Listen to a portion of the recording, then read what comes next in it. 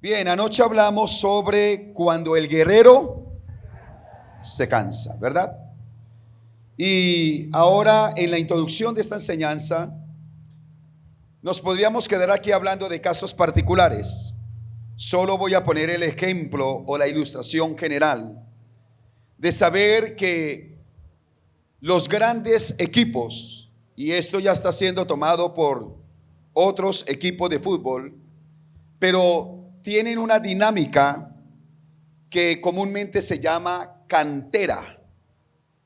La cantera es el proceso que se lleva con un jugador desde que es niño y lo tienen en las primeras escuelas de fútbol, le enseñan los primeros pasos, lo van llevando a la competencia y ya cuando van creciendo van entrando a lo que son las inferiores y de ahí han surgido muchos grandes futbolistas, ¿verdad? ¿Por qué creen que Santa Fe quedó campeón? ¿Por qué creen?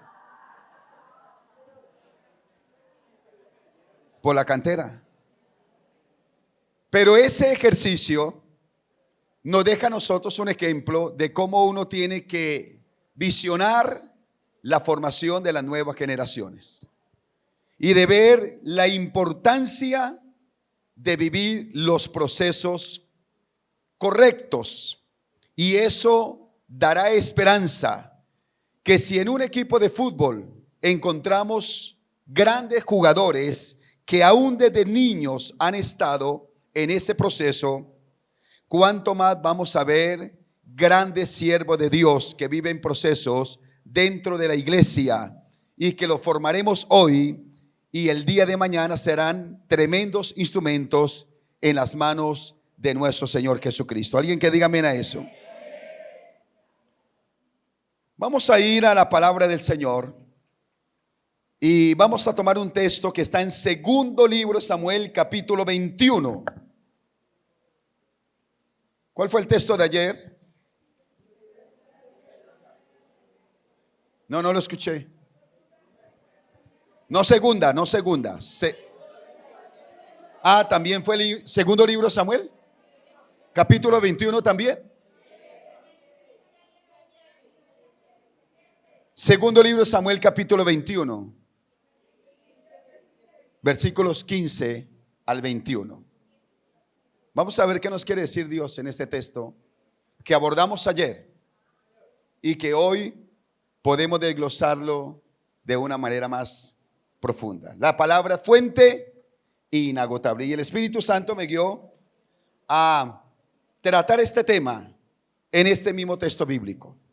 Y lo vamos a llamar la enseñanza generación de guerreros. Anoche hablamos cuando el guerrero se cansa. Hoy hablaremos generación de guerreros. Alguien que diga amén a eso. Para afirmar algo en esta enseñanza, que un verdadero guerrero inspirará a otros a librar las batallas de Dios. Digan conmigo esto. Un verdadero guerrero inspirará a otros a librar las batallas de Dios. Entonces, eso dice que vamos a leer 3 versículos que leímos ayer, pero vamos a continuar hoy, ¿verdad? Prestemos atención a la enseñanza y veamos la continuidad de lo que abordamos anoche. Una vez más, los filisteos estaban en guerra con Israel. Y cuando David y sus hombres estaban en lo más reñido de la pelea, a David, ¿qué pasó con David?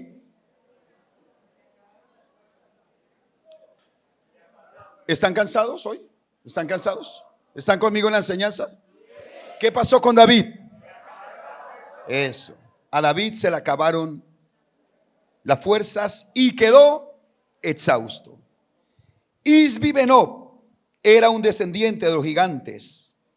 La punta de bronce de su lanza pesaba más de 3 kilos y estaba armado con una espada nueva. Había acorralado a David y estaba a punto de matarlo, pero Abisai, hijo de Sarbia, llegó al rescate de David y mató al filisteo. Entonces los hombres de David declararon: no volverás a salir con nosotros a la batalla. ¿Por qué arriesgarnos a que se apague la luz de Israel? Hasta ahí estudiamos ayer, ¿verdad? ¿Estamos bien? Continuemos. Después hubo otra batalla contra los filisteos en Gob. Mientras peleaban, Sibecai de Usa mató a Saf, otro descendiente de los gigantes. Durante otra batalla en Gob, Elhanán, hijo de Jair, de Belén, mató al hermano de Goliat de Gat. El asta de su lanza era tan gruesa como un rodillo de telar. En otra batalla contra los filisteos en Gat, se enfrentaron con un hombre enorme que tenía 6 dedos en cada mano y 6 en cada pie. Cuéntale los dedos al que está al lado, a ver. ¿Todos bien? No hay ninguno de Gad aquí, ¿no? Todos con 5. 24 dedos en total, que era también descendiente de los gigantes. Pero cuando desafió a los israelitas y se mofó de ellos, lo mató Jonatán, hijo de Simea, hermano de David. Estos 4 filisteos eran descendientes de los gigantes de Gad, pero David y sus guerreros los mataron. Linda la palabra, ¿verdad? ¿Qué nos quiere decir el Señor ahora? Cuando leemos este pasaje, que estamos en la recta final del reinado de David, nos deja ver una dinámica. Pareciera que los gigantes fueron solo del comienzo del ministerio de David, pero ahora que está en la recta, la palabra nos está hablando de guerras y guerras contra estos gigantes. Vino uno, vino otro, vino el tercero, vino el cuarto. Parece que de comienzo a fin en el ministerio David se dedicó a matar gigantes, ¿verdad? Y vamos a ver cómo hacen esta palabra y ampliaremos el texto a través, en la medida que lo desarrollemos, que como siervos de Dios debemos no solo librar las batallas, sino formar también a una nueva generación de guerreros. ¿Cuántos dicen amén a eso? ¿Qué debemos tener en cuenta si nos vamos a comprometer a la nueva formación de guerreros? Y quiero desarrollar este texto. Número 1, si nosotros vamos a formar una nueva generación de guerreros, debemos ser conscientes de las batallas. Alguien que diga conmigo, conscientes de las batallas. Entonces vemos que en la vida de David, como lo decía hace un momento, vemos que empezó matando a un gigante y ahora se enfrenta a otros gigantes. Es decir, las batallas se libran en la vida de principio a fin. Empezó enfrentando al oso, empezó enfrentando al león, y durante toda su vida David estuvo enfrentando estas batallas hasta la recta final de su reinado. Miren cómo las batallas siempre van a estar ahí presentes. Y quisiéramos a veces que no hubieran batallas, pero las batallas Dios las permite para que aprendamos a depender de Él y para mantener nuestro corazón humilde y sensible al direccionamiento del Espíritu Santo de Dios. Y estas batallas Dios las usa para fortalecer nuestra fe. ¿Cuántas veces nosotros vemos una batalla como algo gravoso, como una carga? Pastor, mire lo que me está pasando, una batalla. ¿Por qué si yo le sirvo a Dios? Si yo amo a Dios, pero mire las batallas que se enfrentan, la salud, la familia y tantas cosas más.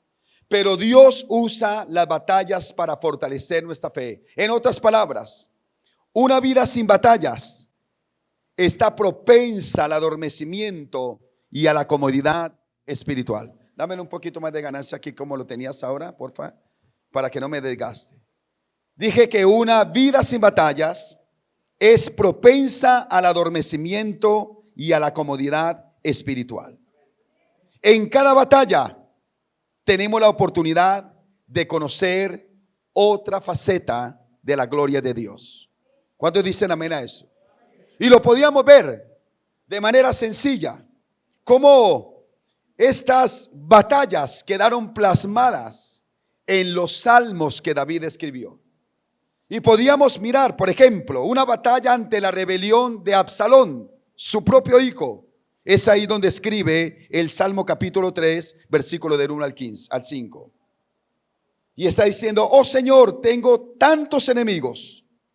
Son muchos los que están en mi contra. Son tantos los que dicen: Dios no lo rescatará.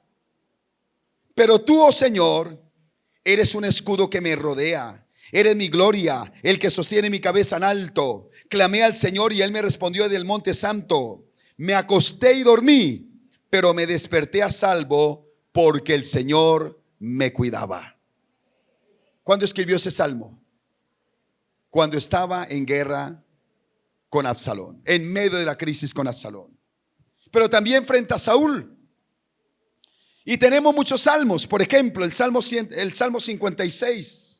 El Salmo 18, versículos 32 al 36. Dios me arma de fuerza y hace perfecto mi camino.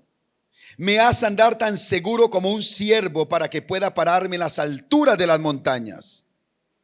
Entrena mis manos para la batalla. Fortalece mi brazo para tensar un arco de bronce.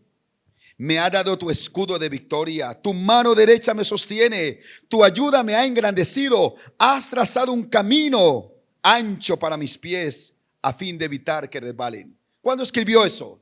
En medio de una batalla. Conoció otra faceta de Dios, el Dios que protege, el Dios que es escudo, el Dios que fortalece cuando la batalla arrecia. Batallas contra los filisteos, Salmo 56, 1 al 4. Y ahí está escribiendo: oh Dios, ten misericordia de mí, porque la gente me acosa, mis enemigos me atacan todo el día, los que me calumnian no dejan de acosarme y muchos me atacan descaradamente. Pero cuando tengo miedo, en ti pondré mi confianza. Alabo a Dios por lo que ha prometido, en Dios confío. ¿Por qué habría de tener miedo? ¿Qué pueden hacerme los simples mortales? Esos salmos se escribieron en medio de una batalla. Así que Dios permite las batallas para manifestar una faceta más de su gloria sobre sus guerreros. ¿Qué batalla está librando? ¿Qué lucha se ha venido? ¿Qué está en transición? ¿Qué no ha salido? ¿Qué no ha salido como lo pensáramos? ¿Quién dijo que la vida de un guerrero es una vida de solo celebrar, de ver que todo es bonito, que Dios puso todo ordenado para que no nos esforcemos? No, Dios permite las batallas para manifestarnos su gloria. Y Dios permite las batallas para que nosotros podamos escribir la historia. ¿Por qué conocemos a David? ¿Por qué conocemos a estos guerreros? ¿Por qué los conocemos? Por las batallas que libraron. Si no hubieran librado batallas, no los conoceríamos nosotros. Y vemos que las batallas permiten que los guerreros estén entre las angustias y las victorias. Que los guerreros estén entre las huidas y las recompensas, entre las debilidades y las fortalezas. En otras palabras, la vida de un guerrero jamás será reír. No será siempre reír y no será siempre llorar. La vida de un guerrero tiene escenas de lágrimas y escenas de sonrisa.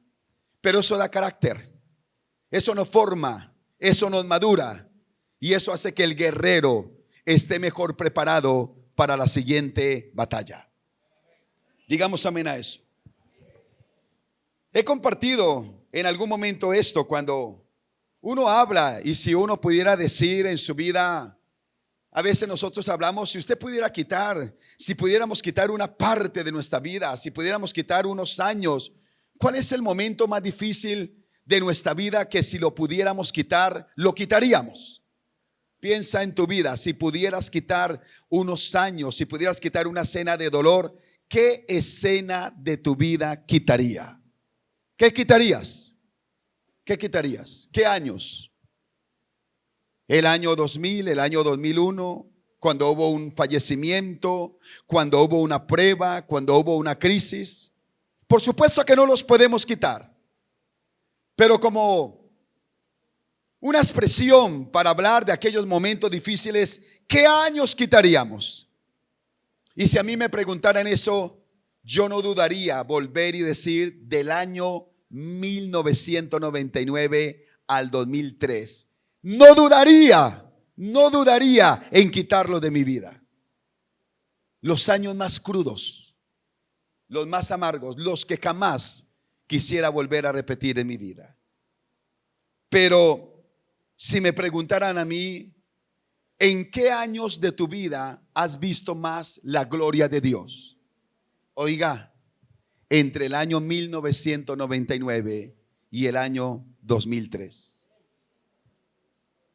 Qué paradojas de la fe. Qué paradoja de la vida cristiana. Qué cosa de Dios, qué pedagogía divina. Que cuando han venido los momentos más crudos, es cuando más hemos visto la manifestación de la gloria de Dios. En esos años nació el Ministerio Cielos Abiertos en el año 2000. ¿Y saben que cuando nació el Ministerio Cielos Abiertos no estábamos riendo? Estábamos en la angustia más tremenda. En el momento más crudo de la vida nació el Ministerio Cielos Abiertos. Y en medio de la crisis más profunda de tu vida, nacerán grandes proyectos y grandes bendiciones de parte de Dios. Qué tremendo es el Señor. Qué tremendo. Pero en esos momentos de prueba es donde Dios está trabajando en el barro para formar vasijas para honra. El Señor está trabajando allí. Y es allí donde el Señor realmente nos lleva a nuevos niveles del Espíritu. Yo no soy un resentido por asunto de estudio, ni por un escalafón ministerial, y tampoco lo menosprecio. Por gracia de Dios soy un ministro ordenado, por gracia de Dios he estudiado, y no quiero hablar mal de ello, porque eso tiene su lugar dentro de la obra del Señor. Pero quiero decir que lo que realmente a uno lo promueve a un nuevo nivel del Espíritu no es un título académico, ni tampoco es un escalafón ministerial.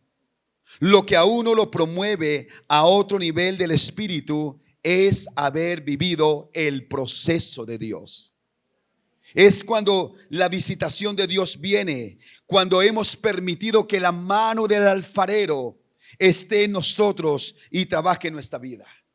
Por eso, tal vez estés enfrentando batallas por estos días, pero quiero decirte algunas cosas. Primero, a Dios no le toma por sorpresa tu batalla. ¿Cuántas veces pensamos que Dios se descuidó y el enemigo le metió un golazo? Y que lo que nos está pasando es un olvido de Dios, impotencia de Dios. Pase lo que pase, Dios sigue sentado en su trono. Nada de lo que ha pasado en nuestra vida es por descuido de Dios. Así que a Dios no le toma por sorpresa nuestra prueba. Dios mismo ha permitido la batalla en el camino. Un día le dijimos: Señor, te quiero conocer, te quiero servir y quiero crecer a tu estatura. Quiero ver tu gloria, que tu palabra se cumpla en mí. Le dimos un derecho al Señor. Entonces Dios tiene que procesarnos. Y el proceso duele, pero el proceso tiene propósito. Y es llevarnos a la maduración. Dios se propone en medio de ello mostrarnos su gloria.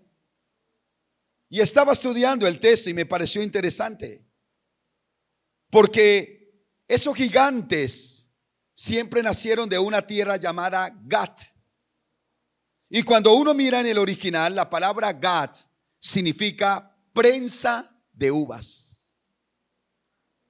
E inmediatamente cuando estudio ese significado, no puedo dejar de pensar en el Getsemaní, donde Jesús también estuvo, que significa prensa de aceite.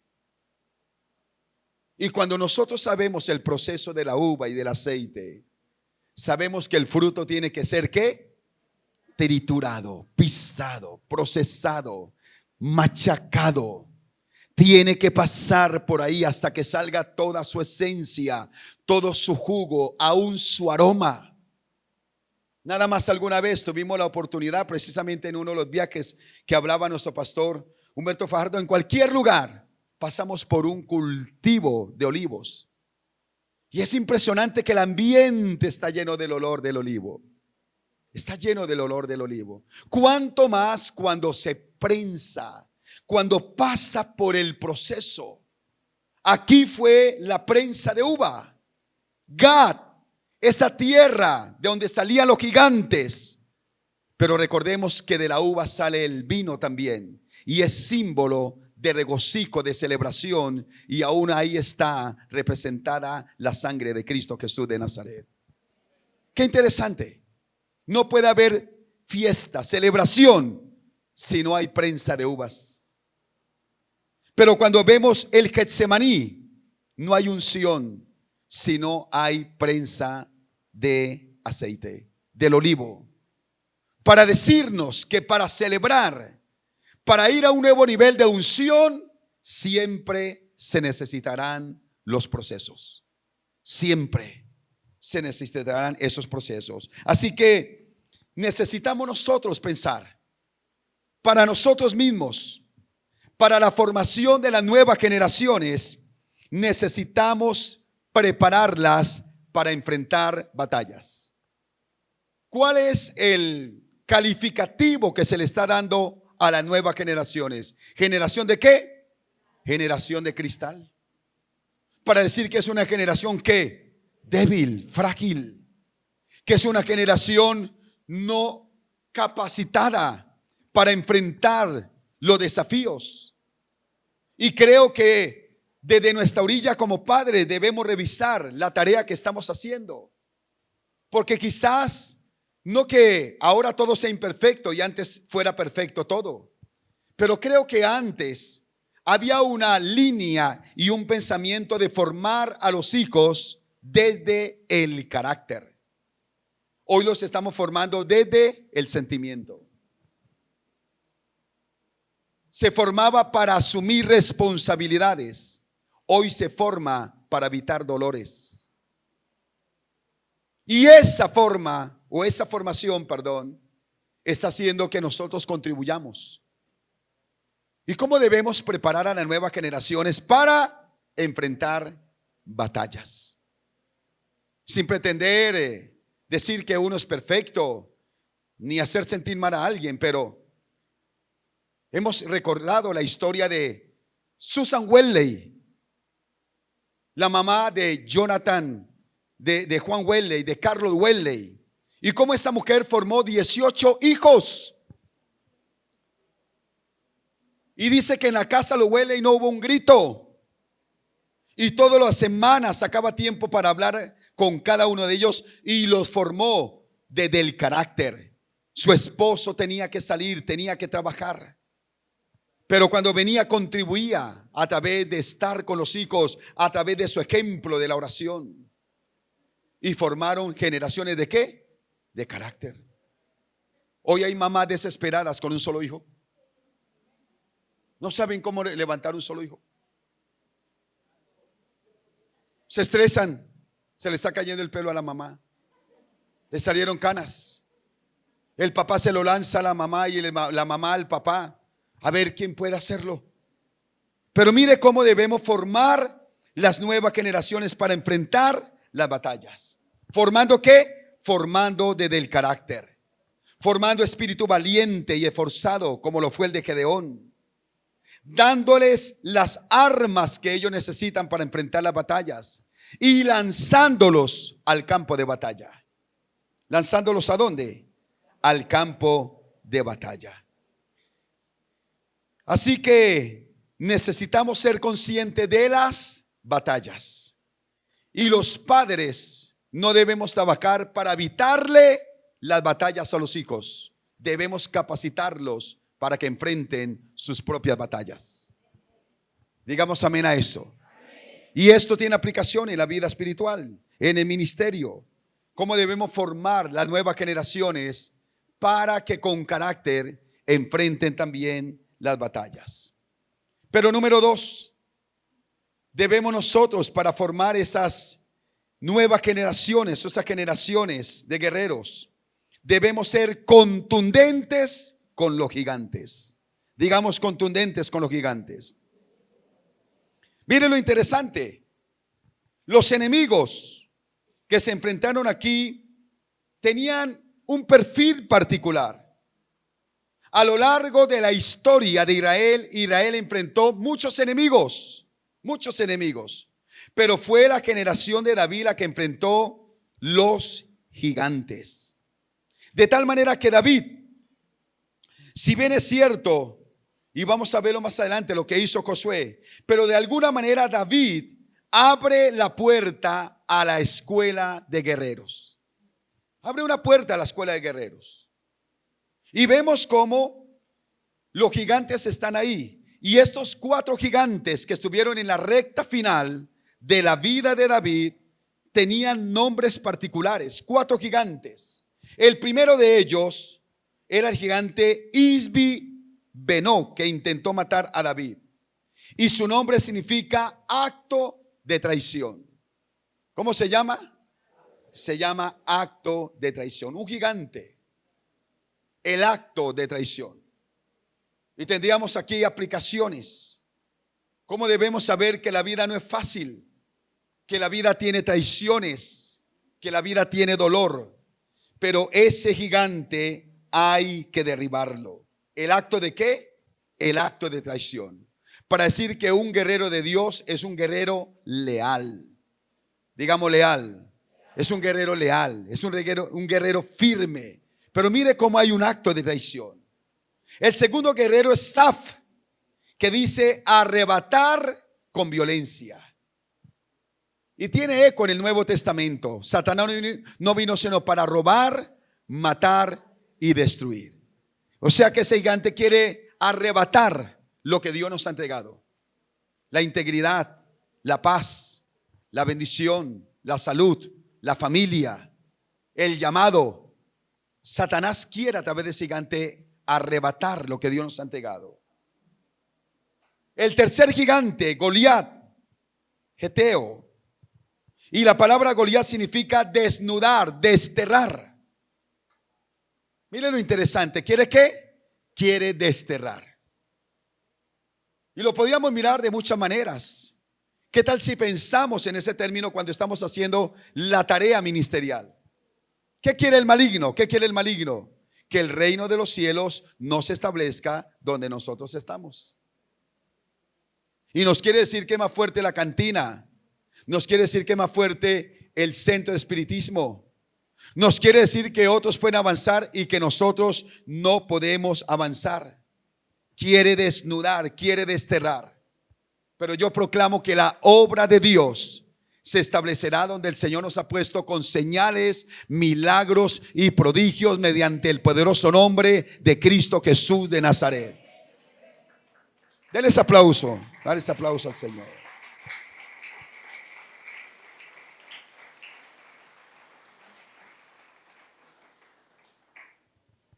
Estábamos recordando en estos días cuando nosotros llegamos, fuimos jóvenes en Templo Betel, juntamente con mi esposa.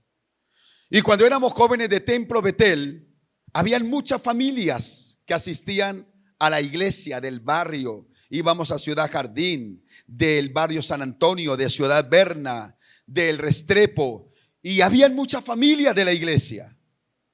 Y cuando nosotros volvemos, después de años, cuando el pastor Héctor Arroyave, bajo la dirección de Dios, decide entregarnos y volvemos a ese lugar, ya con la iglesia, Ministerio Cielos Abiertos, encontramos algo particular que nos llamó la atención, y es que no habían familias del sector en la iglesia.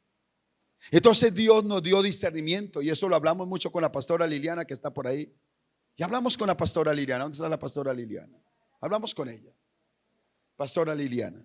Y el Señor nos dejó ver cuando Isaac, escúchenme en esto, Isaac determina destapar los pozos que su padre Abraham había abierto y que los enemigos, los Goliat, habían secado. Ya cuando digo Goliat aquí es sentido figurado, porque no habla en la Biblia de Goliat en esa época, pero hablar de lo que estoy enunciando en este momento. Y cuando el Señor nos deja ver eso, Satanás había secado la familia del sector. Y cuando nosotros estábamos en Santa Lucía, la estadística decía que cerca del 90% de la gente llegaba a pie. O sea que Dios pone la iglesia en un lugar para impactar y sanar la tierra. Y no nos podemos conformar con menos. Digamos amén a eso. Entonces empezamos a hacer caminatas. Noches enteras pasábamos en los carros, con los carros recorriendo las calles, orando, caminando. Estoy en la oficina, no le digo a nadie, me paro, me salgo del templo, me voy por las calles, calles que no son comunes, orando, donde hay un centro de espiritismo, qué hay por esta calle, qué hay por la otra. Vamos clamando, vamos orando. ¿Y qué hemos descubierto ahora? Que los pozos se han vuelto a abrir y tenemos ya muchas familias del sector que están en la iglesia, porque hay que destapar ¿qué? Los pozos. Pero ¿qué quiere decir ese gigante Goliat? No pueden hacer la obra. La iglesia no va a crecer en ese sector. La iglesia no va a avanzar. Goliat quiere cansar. Goliat quiere desanimar. Goliat quiere decir que no verás milagros, que no verás la maravilla de Dios, que las promesas no se van a cumplir, que la obra no se va a desarrollar. ¿Y qué termina? ¿Cómo termina esa persona? Termina cansado, termina agotado. Por eso hay que identificar ese Goliat. Y por eso aparece otro gigante de 24 dedos, que no tiene nombre, pero que sí estaba cumpliendo una misión del infierno. Y aunque no dice su nombre, dice que este gigante desafió a Israel para hablar que la obra diabólica se quiere levantar para desafiar la iglesia. Y por eso la Biblia dice que no tenemos lucha contra sangre ni carne, sino contra principados, potestades, dice en las regiones celestes. Pero la Biblia dice que nuestra guerra no es en armas carnales, no es con armas carnales, sino poderosas en Dios para la destrucción de fortalezas. Que no es con espada ni con ejército, sino con mi espíritu, ha dicho Jehová. Déjame decirte esto, pastor, líder. No es imposible hacer la obra donde Dios te puso. La unción que hay sobre tu vida es mayor que la maldad que ha atado esa tierra. Dios te puso no para que te canses, no para que renuncies. Dios no te puso en esa tierra para que te quemes. Dios te puso en esa tierra para transformarla bajo el poder sobrenatural del Espíritu Santo de Dios.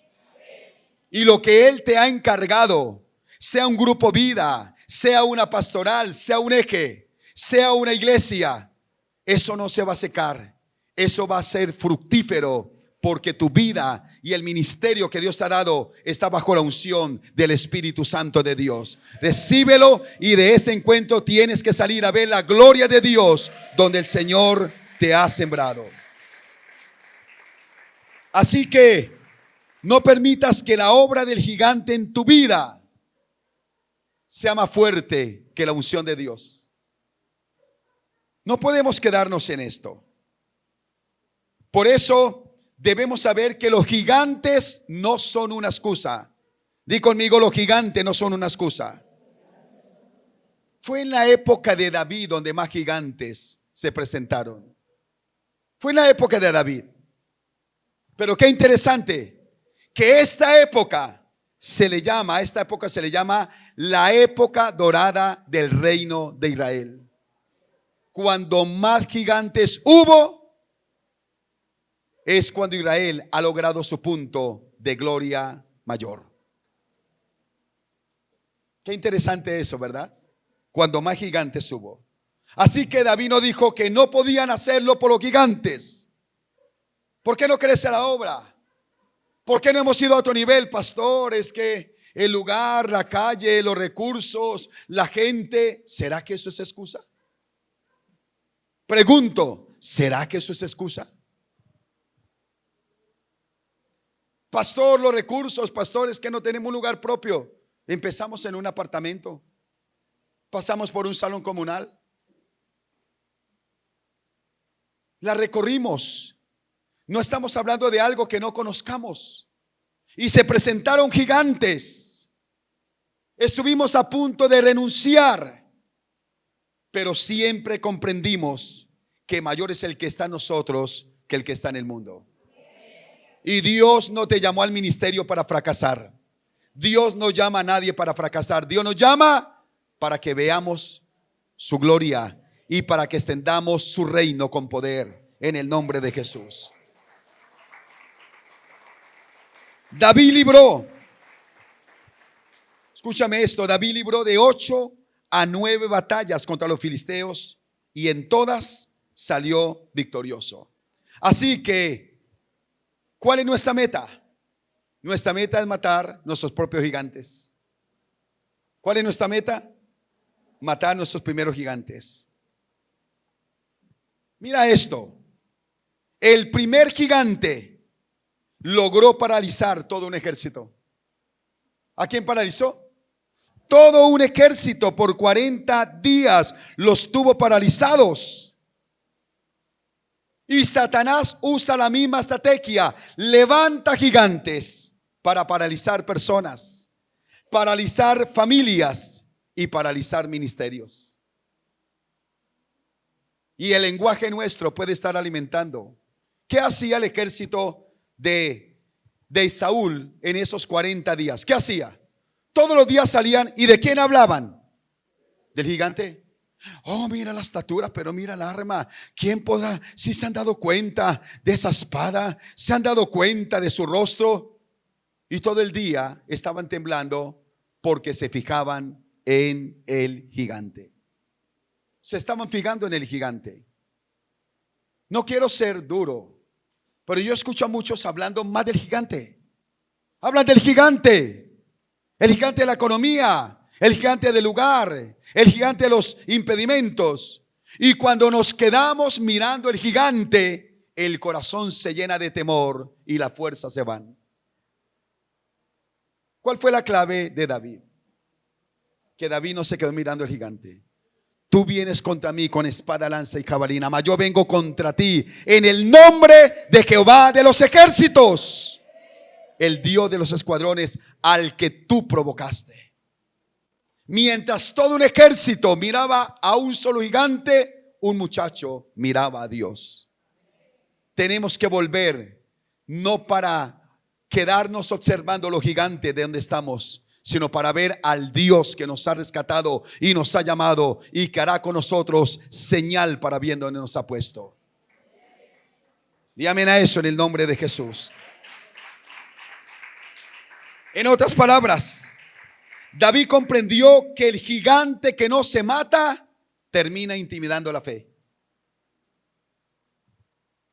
Termina intimidando la fe. Así que no nos quedemos mirándolo. No le demos importancia, sino que nos levantemos y matemos ese gigante en el nombre de Jesús. No le des de comer al gigante. No duermas con él, no lo alimentes. No lo consientas en tu corazón, no lo consientas en tus pensamientos. No nos quedemos con el gigante. Por ello, si vamos a levantar una generación de guerreros, debemos ser consecuentes con el llamado. Di conmigo, consecuentes con el llamado. Mira, ese llamado de abrir brecha. Pastor Cabo Romero estaba hablando de cuántos conocieron al Señor. Primera generación de creyentes. Vuelve a levantar la mano si eres primera generación de creyentes. Vuelve a levantar la mano. No naciste en un hogar cristiano, sino que tú conociste al Señor. Mira, qué interesante. No estamos en desventaja. Tal vez uno dice, ay, si yo hubiera nacido en un hogar cristiano, si hubiera hecho muchas cosas. No nos quedemos con esos lamentos. ¿Qué tal si pensamos que somos bienaventurados porque el Señor se cruzó por nuestro camino para cambiar la historia de nuestras generaciones? Que si antes venía pecado, si antes venía maldad, si antes venía fracaso, ahora bajo el poder de Dios soltaremos bendición a la siguiente generación en el nombre de Jesús. Y si bien es cierto que la palabra en Josué capítulo 11 versículos 21 al 23 dice que Josué mató a un gigante de Anac, el texto nos deja ver que el ministerio que predominó por matar a los gigantes y que abrió brecha fue David y su ejército. De tal manera que fue una generación, permíteme este término, abridora de brecha.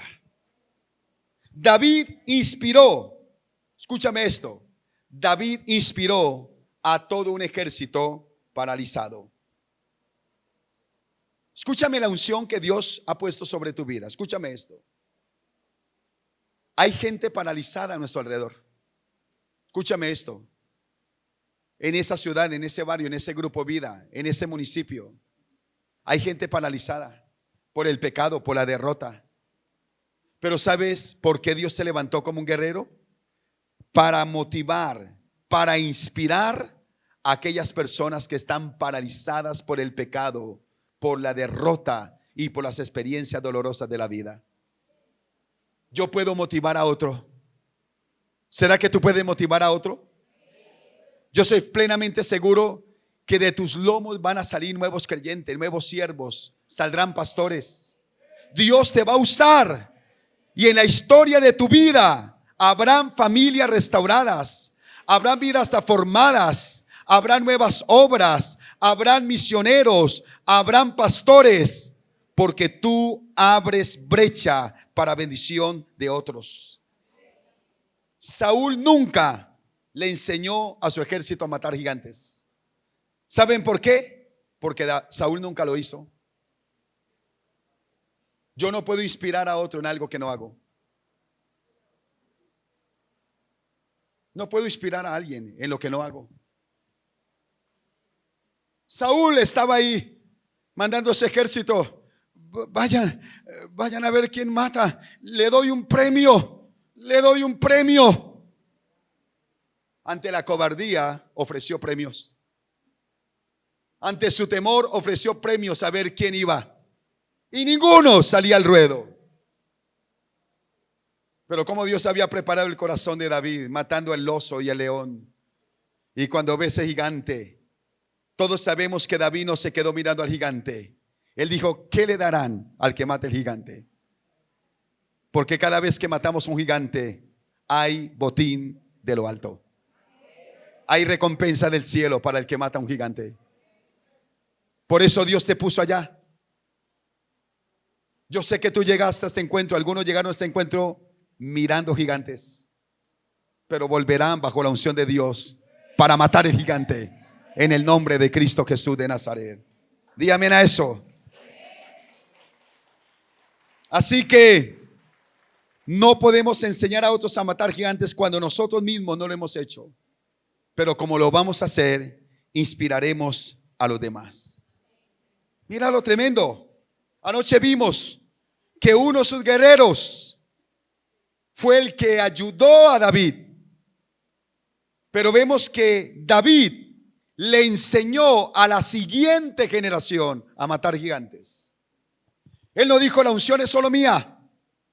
Yo tengo aquí un secreto ministerial y esto no se lo enseño a nadie. No, es que yo soy el que sé hacer esto en la obra de Dios y soy yo y si no estoy, la obra no funciona. Alguna vez intencionalmente en la iglesia central, por 6 domingos seguidos yo no prediqué ni aparecí en el púlpito. ¿Y saben qué noté? Que la iglesia estaba bonita. Tremendas predicaciones. Ningún hermano me dijo que me había extrañado. Y no entré en la depre. Me gocé que la gente está bien formada. Que la gente está bien formada. De eso se trata. Pastor, usted no vino, la gente no asiste, el mensaje es malo, la iglesia no crece, el culto es feo cuando usted no está. El domingo estoy con ustedes. Gloria a Dios que cuando no estamos, la iglesia se pone más bonita. Eso dice que estamos formando la siguiente generación ¿de qué? De guerreros. Para que el día que nos toque hacernos al lado, la obra no se va a traumatizar. La obra va a lucir más, porque ya no va a tener nuestras mañas. La iglesia va a florecer, la iglesia va a ser linda. Y de eso se trata. Por eso la obra de Dios en Pereira es linda. Por eso la obra de Dios en Suba es linda. La obra en Santa Rosa, la obra en el Chocó. Porque hay siervos de Dios bien formados que aman y sirven al Señor. Porque en cada obra hay un guerrero de Dios. Pero ya estamos formando la siguiente generación de guerreros. Para que cuando ya no esté el pastor Ever, yo no sé dónde está el pastor Ever. Ya está viejito. No sé dónde está ¿Dónde está el pastor Ever? A pesar de las cirugías que tiene, ya se ve viejito. Un día no va a estar. A mí me quedan 60 años todavía ahí. Pero cuando ya no estemos, vendrá una nueva generación ¿de qué? De guerreros. Entonces David inspiró a la siguiente generación de guerreros. Mire lo tremendo. Mire lo tremendo. ¿Cuántos gigantes hubo? Y David sacó pecho, porque por cada gigante tenía un guerrero formado. Por cada gigante tenía un guerrero formado. Se levantó Isbi-Benob, le tengo a Abisai. Que se levantó Saf, le tengo a Sibecai. Que se levantó Gad, le tengo a Elanán. Que se levantó el de 24 dedos, le tengo a Jonatán. ¿Cuál es la meta de nosotros los pastores? Levantar guerreros que maten gigantes. ¿Que maten qué? Que maten gigantes. Se levantó un gigante en Pereira. El pastor Ever saca pecho. Tengo un guerrero. No está ya haciéndolo todo. Tengo un guerrero. Se levantó un gigante en Cáqueza. Neftalí saca pecho. Tengo guerrero preparado. Que se levante el gigante que sea, que en esta iglesia hemos preparado un ejército de guerreros bajo la unción del Espíritu Santo de Dios. Qué tremendo. Siempre tuvo un guerrero. Abisai, sobrino de David. ¿Sabe qué significa Abisai? Mi padre es un regalo. La paternidad de Dios, el cuidado perfecto de Dios. Y no me voy a extender en cada nombre, pero le voy al significado. Se levantó otro guerrero, Sibecai. Su nombre significa tejedor, el que une, el que tiene un soporte. Sibecai está ahí para unir. La unidad es una fortaleza nuestra en el nombre de Jesús. Elanán, que significa ¿quién como Dios? El Dios que tiene misericordia. Y se levanta Joanán, otro sobrino de David, que significa don de Dios. ¿No le parece interesante que cada guerrero va a venir con una gracia de Dios?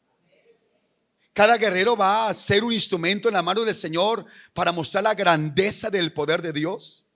Qué linda palabra esta mañana el pastor Humberto Fajardo. Los dones, como el Señor nos ha capacitado. Porque cuando venga la siguiente generación, no será una generación de Santiagos. Allá estará Jonathan, allá estará Juan Pablo, allá estará Juan Ángel, allá estará. Y cada uno tiene una gracia especial que uno no tiene, pero que Dios a través de eso viene a nutrir el cuerpo de Cristo. Qué dicha y qué bendición tan especial, ¿verdad? Así que vemos la bendición. Y cuando uno mira el texto que hemos leído, nos damos cuenta que en el texto, el ungido, David no es el héroe de la narración. Ahora los héroes son los valientes con los que David comparte, a los que formó. Se puede gozar de que él pronto va a morir, pero queda un ejército preparado bajo la gloria del Señor. Y eso dice que las nuevas generaciones de ministros también van a aprender a matar gigantes. Van a ser guerreros de Dios. Van a ir más lejos que nosotros. Van a abrir más obras. Van a enviar misioneros. Van a establecer el reino de Dios con poder. Van a ser autoridades espirituales, que si nosotros llegamos a un lugar, ellos van a impactar las esferas de la sociedad, el deporte, la política, el gobierno, la salud, el arte. Van a impactar la economía, van a impactar las esferas, la educación, porque tienen una unción mayor en el nombre de Cristo Jesús de Nazaret. Y ahora vemos al hijo de David, que si David libró batallas, el hijo de David libró por nosotros la batalla más profunda, la de la vida eterna, en la cruz del Calvario. Cristo libró por nosotros la batalla. Derribó al gigante que amenazaba nuestras vidas. Y podemos ver que David transfirió su capacidad a sus 4 guerreros. Jesús la transfirió a sus discípulos. Y ahora por el Espíritu Santo a todos los que estamos aquí, para saber que siempre habrán generaciones de guerreros. Di conmigo, generación de guerreros. Aquí está el pastor Javo. Es joven. Dijo que estaba disfrazado de joven, ¿no? Todavía tiene mucho ímpetu. Está nuestro pastor Humberto, más de 40 años de ministerio. En mi caso llevo 33 años de ministerio de tiempo completo. No soy viejo, pero ya estoy mirando la siguiente generación. Un día nosotros vamos a pasar. El pastor Héctor Arroyave, el día que nos entregó, dijo, 33 años es mucho tiempo, pero pasan muy rápido. Fue el tiempo que él estuvo en Templo Betel. Y tuvimos la oportunidad de enterrar a ese héroe de la fe el 29 de enero. Fue un honor. Él anhelaba que yo estuviera ahí. Y yo le pedí al Señor que me diera la oportunidad de estar en su entierro. Pasan generaciones. Si aquí habláramos del pastor Saúl Villalba, si aquí habláramos del pastor Antonio Mancera, si aquí habláramos de tantos hombres del Señor que ya pasaron, el pastor Francisco Buitrago, quizás muchos de ustedes no los conocen. No los conocen. Pasó una generación. Hicieron la tarea, pero Dios no se vará. Él se propone levantar nuevas generaciones de guerreros. Y esos guerreros están aquí. Y nos vamos a gozar de verlos cómo responden al llamamiento divino. Nos vamos a gozar de ver cómo el Señor los lleva en victoria y los usa como instrumentos para hacer su obra con poder. Así que yo creo que Dios va a multiplicar la generación de guerreros en este ministerio.